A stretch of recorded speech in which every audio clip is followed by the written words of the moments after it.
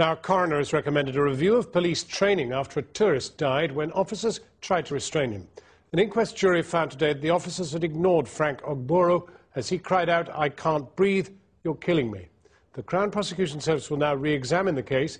Be warned, this report by our Home Affairs correspondent Simon Israel does contain distressing scenes. 43-year-old Frank Ogboru was a married businessman from Lagos. He'd come to the UK for a wedding and was staying at a friend's place in London. What was to follow one night in September 2006 only reached the attentions of an inquest last month. For Mr Ogboru died because of what happened on this street in Woolwich at the hands of several police officers, and all filmed on CCTV. The fatal sequence of events began after police were called to deal with a minor argument between Mr Ogboru and another resident. CCTV shows that for 11 minutes the conversation was amicable. He was asked not to return to the flat and was then arrested for fear of a breach of the peace. There was a struggle. CS gas was used, but to little effect. The Nigerian car dealer was then pinned to the ground, his head on the curb. 2 more officers arrived.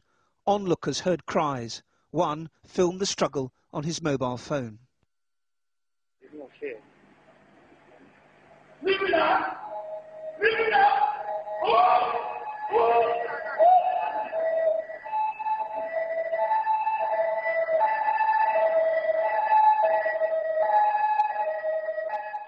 A camera directly above recorded the struggle. At some point, one officer, according to the coroner, recounted Mr Ogboru crying, "I can't breathe, you're killing me."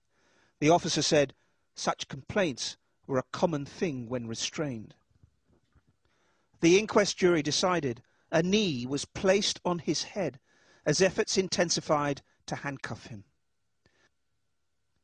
In the moments that followed, Mr Ogboru stopped breathing with 4 officers on top of him wresting control, and he never regained consciousness.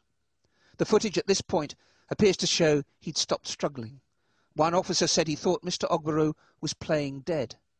The inquest was told that none of them noticed anything was wrong until the heavily built man was turned over as part of normal procedure. But the inquest could not determine at what point the tourist died. They took away my life. They took away my peace. They took away my joy. They took away comfort from me.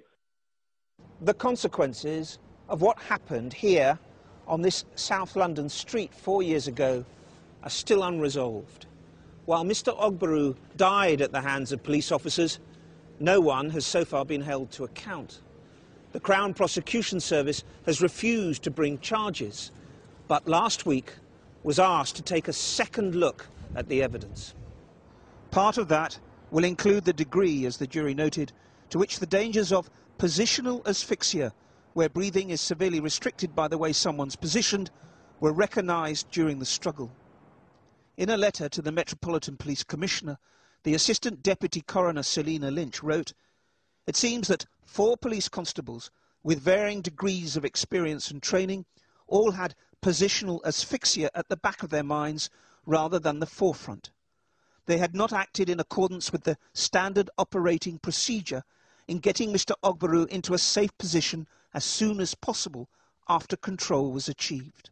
So I do think the Metropolitan Police need to think very carefully about what this case says about not only the training of police officers in the dangers of restraint, but the attitudes of some of the police officers to those people who they are restraining.